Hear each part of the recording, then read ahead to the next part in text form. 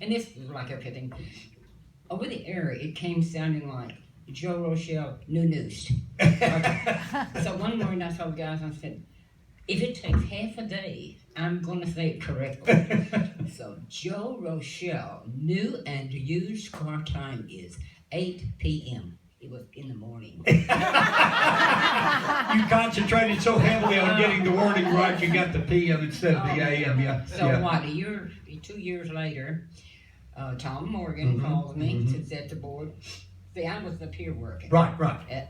And then when he called, he was down there. Move studios on 50, yeah. So he, rush over here and set the board for 2 or 3 hours, okay. So I sit down when I get there, because hurry, sit down. And it's a live commercial. And so I'm reading it, it's from like Reese's or wherever. And I'm saying, the sale starts tomorrow.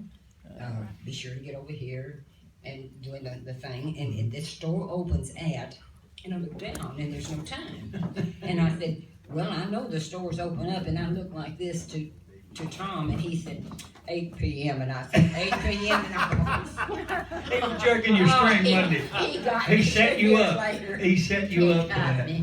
He was a good. He was a good guy. Good musician. I'm going to jump around. Sure. Talking about Bill Hamby.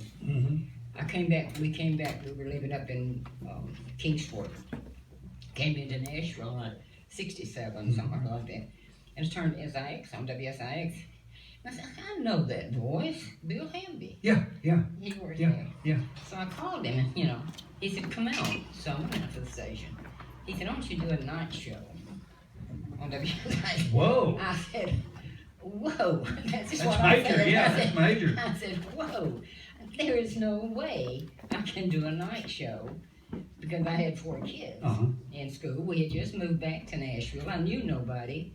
And I wasn't about to leave my 4 kids at night because my husband was working on a job that was just going to be like 3 months, so we didn't move on that. So I thought about that a long time, like 3 days. And then I said, I can't do this. You can't do it. No, I couldn't do it. And I'm so glad because my children now are so loving and so good. In fact, my daughter, her daughter, and her children came down Saturday and put my Christmas stuff in the yard for me. But back, you were talking about taking a page off to read the news. Oh, right. I got news for you.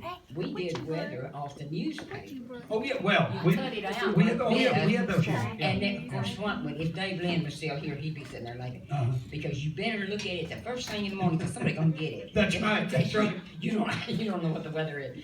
One morning, just giving the weather.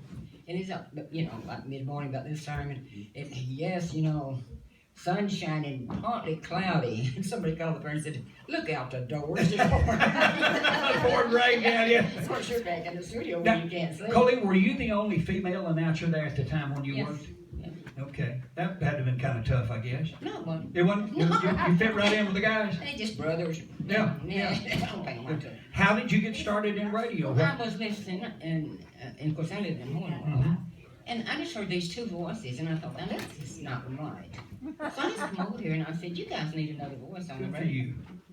And they hired me. Good for you. Well, great. And then they said, okay, so I sat in the studio, and they ran the board for a week. Now you got to learn. Yeah. But you're talking about those 8... the 8-channel yard boards, yeah. No, I'm talking about the recording, those tapes. Oh, yeah. The reel-to-reel tapes. Yeah. Well, see, used to I had to take, once a week, I'd take that, and I'd take it to Hornwall, and we would record gospel programs. We did 5. Right. 15-minute programs. And that is so much fun. They never, very seldom ever would have their songs down. Okay, we're ready. And as you start, well, which one are we going to sing? Just sing. But it would take so much longer, but it was enjoyable. And so many of those now are gone. Oh, yeah. And I kept, now this is going to be unbelievable. This is for true. If it's for true, that's final true. Okay. One of the reels, the last show I did, I kept. And travel, we moved, every year we was doing, bottom sewer lines in towns. And 30 years, we come back to Hornwall, And I pulled that reel out, and I took it to the station. David was working there. And I said, David, see if you can find anything on here. One show of the gospel shows, my brother happened to be that show with the quartet my brother was My in. goodness. And on it, he How dedicated a song to my mother and my mother-in-law. How special. That was, I'm telling you. What a keepsake. Yes. What a keepsake. Oh, yes. You were talking about the reel-to-reels, and this always struck me as funny. And I don't remember if Bob Beams was doing sports then or whether Harold Show was, but it was somewhere along that era. But it was when they played football down here at Toomey, the old football stadium down there at Toomey, near the Armory. And we took the machines down there. And when we got there, we realized we didn't have a take-up reel. Now, a take-up reel is an empty reel that you put on the receiving end. And you've got your full reel here. We had 3 full reels and no take-up reel. So, what are we going to do? I take a pencil and I get one of those full reels and I'm doing this right here. And they said, hurry up, we're getting time for the game. I said, I can only go as fast as I can go. You know, then it would start hanging up. And I just remember pulling it and I finally learned to cut it, cut on into it with a knife. But anyway, I finally got myself a take-up reel. I said, never do that again. I'll never go without a take-up reel again. But what are we going to do? I had to strip down one of the reels. But a lot of funny things happen in radio. Did you ever get caught short? Your news ever not show up, or I made do with everything bad that can happen would usually happen? We sat in at the fair one year, remote. And you know how much they appreciate you at the fair when they've been up most of the night and you're out there at 8 o'clock in the morning. You bet, yeah. But skip waving. Somebody in Waverly heard. Yeah. And they, and they thought it sounded like so much fun. You know, I was telling. Yeah. And so they came up. And I'm thinking, all the way from Waverly, you heard me down in Waverly. So it's like, be careful, you don't know who's listening. This lady knows radio. You heard her say skip waving, skip. That's how we got the signal to Montego that day. Yeah, so fun thing. And I got to say this, my children were small then, like my youngest was 2, like from 2 to 9. And so at the fair, one day I didn't have anybody to keep my kids. And the older one out of school. And the guy that owned 3 rides, like the merry-go-round, he said, wait a minute, I'll take care of him. And bless his heart, God just forgot to put pretty anywhere in his face. He just did it. And I thought, he's going to scare my kids to death. So I brought them down there, and my kids, evidently they know the heart. Kids know people's heart. Because they had the best time, and he took them. They rode every ride he had all the time I was working, like 3 or 4 or 5 hours, how long I had worked.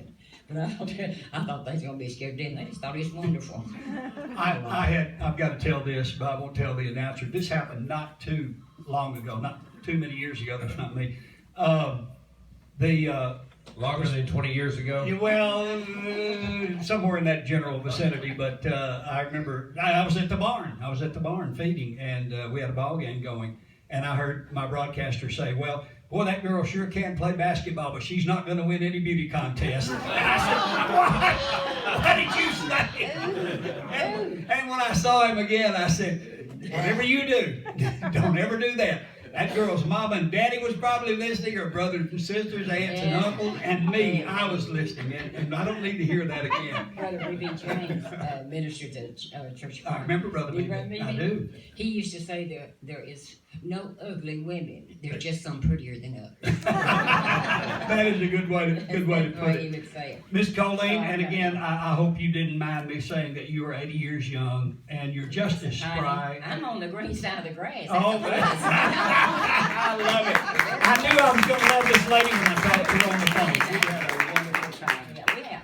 We did. We sure have. Thank you for coming. And it ain't over yet, honey. All right.